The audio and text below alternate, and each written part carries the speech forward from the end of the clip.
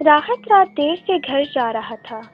گلی بالکل خالی تھی، ہوا سرد تھی اور ہر طرف دھند پھیلی ہوئی تھی۔ اسے ہر قدم پر محسوس ہوتا تھا کہ جیسے اندھیرا اسے گھور رہا ہو۔ اچانک اسے یوں لگا جیسے کوئی اس کے پیچھے چل رہا ہو۔ اس نے مڑ کر دیکھا مگر وہاں کوئی نہیں تھا، صرف لمبی سڑک اور گہری دھند۔ پھر اسے ہلکی ہلکی سرگوشیاں سنائی دینے لگیں، ایسی آوازیں جیسے کوئی دھند کے پیچھے چھپ کر بات کر رہا ہو۔ وہ رات خوف کے مارے وہیں رک گیا۔ اچانک اس کی نظر زمین پر پڑے حرکت کرتے ہوئے سائے پر پڑی۔ سایہ ہل رہا تھا مگر وہاں کوئی انسان موجود نہیں تھا۔ راحت کا دل زور سے دھڑکنے لگا۔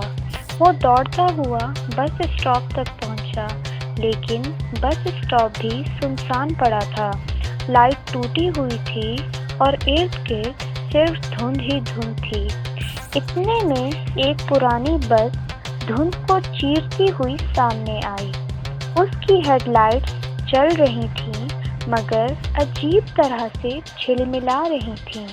بس آ کر اس کے سامنے رک گئی۔ ڈرائیور کی سیٹ خالی تھی، پھر بھی بس خود بخود رک گئی تھی۔ راحت خوف زدہ ہو کر پیچھے ہٹا اور اسی لمحے اس نے کھڑکی میں ایک بچے کا سایہ دیکھا، بس ایک پل کے لیے۔ پھر وہ سایہ دھند کی طرح غائب ہو گیا۔ وہ آہستہ آہستہ بس کے اندر داخل ہوا۔ بس میں کافی اندھیرا تھا، سیٹیں ٹوٹی ہوئی تھیں اور اوپر کی لائٹس بار بار جھپک رہی تھیں۔ ہر سیٹ خالی تھی لیکن ایسا لگتا تھا کہ جیسے وہاں کوئی موجود ہو۔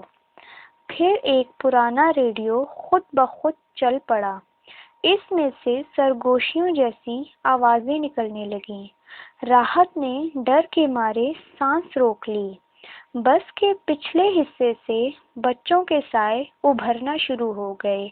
وہ آہستہ آہستہ شکلیں بنانے لگے۔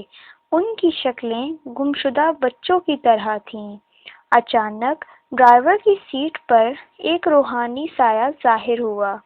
اس کی آنکھیں خالی اور چمکتی ہوئی تھیں۔ وہ ہوا میں ذرا سا معلق تھا۔ اس کا ہاتھ ہلتے ہی اسٹیئرنگ خود بخود گھومنے لگا۔ بس بغیر ڈرائیور کے چل رہی تھی۔ راحت گھبرا کر سیٹ پکڑ کر کھڑا ہو گیا۔ وہ بچے اب اس کے قریب پہنچ چکے تھے۔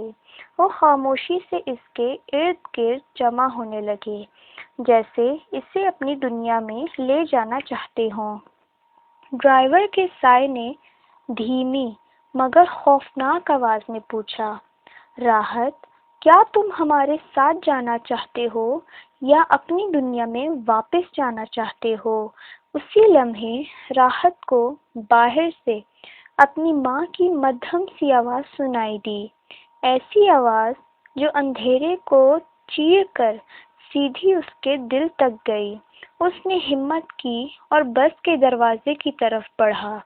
بس کا وجود دھند میں تحلیل ہونے لگا تھا۔ راحت نے ایک لمبی سانس لی اور باہر قدم رکھ دیا۔ بس ہوا میں بکھرتی ہوئی روشنی کی طرح غائب ہو گئی اور اس کے بالکل آخر میں ایک چھوٹا روحانی ہاتھ اسے الوداع کہہ رہا تھا۔ راحت ڈرا ہوا مگر زندہ دھند میں گھر کی طرف واپس چلنے لگا۔